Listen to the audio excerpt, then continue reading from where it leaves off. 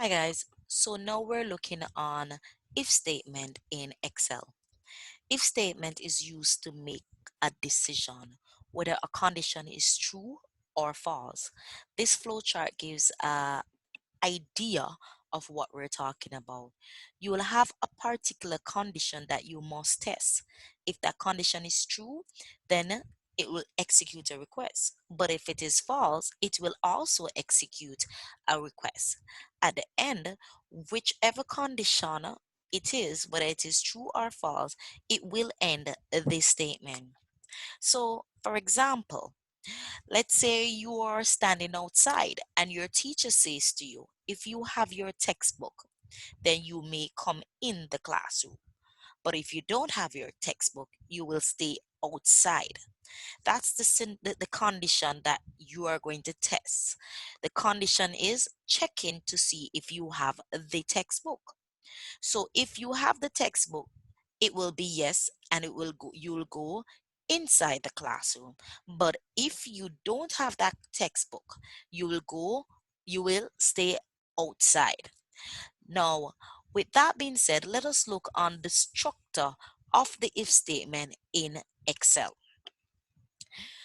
You first have to write the equal sign.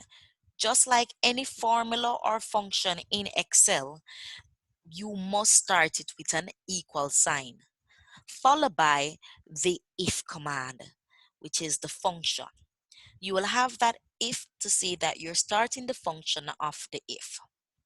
Then to go ahead and put in the respective condition, you must start it with a bracket to say I am ready to begin the commands of the if. This example is identifying a cell address, which is B4. Note that with the cell address B4, is the specific value that is in B4, it will check to see if it is greater than or equal to 20.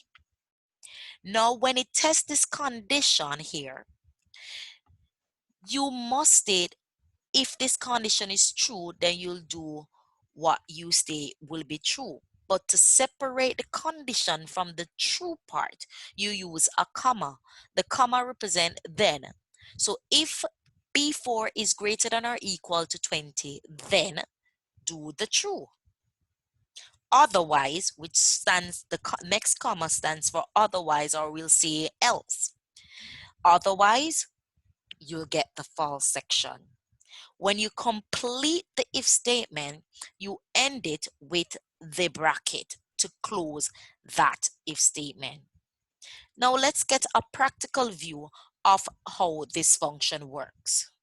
Okay, so let's say we want to find if a person will get bonus or not. We're going to check to see if their overtime pay is greater than 15. If it is greater than 15, then we're going to say bonus, otherwise no bonus. How to do this? Let's say in J8 we need to find for Jeffrey. So we simple type equal as what we stated earlier, that any function or formula that you do in Excel, you must start it with an equal sign, followed by the function that we want to carry out, which is the if function.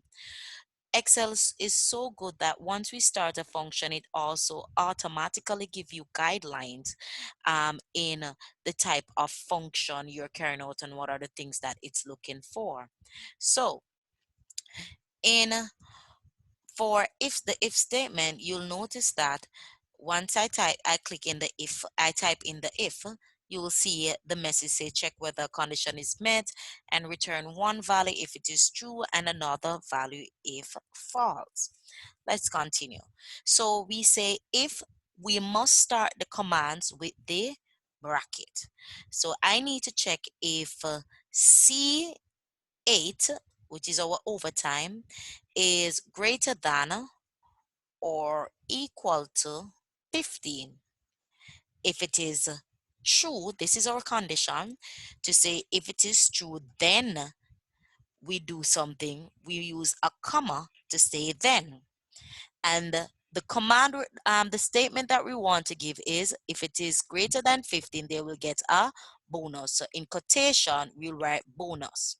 Why do we write it in quotation? It is because it's a text. Once it's a text that you're going to print out or view as the answer, it must be in quotation.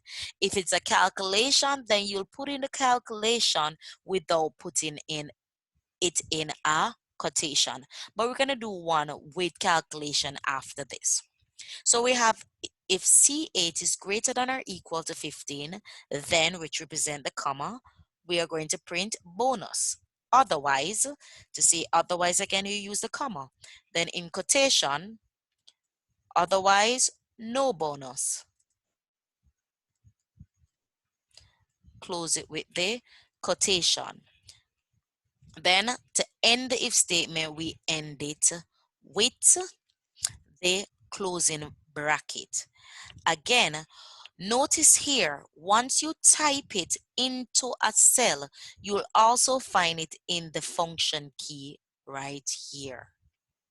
So you'll see your command at all times, or any value that you place into individual cells, you'll see the command in the fx function text box.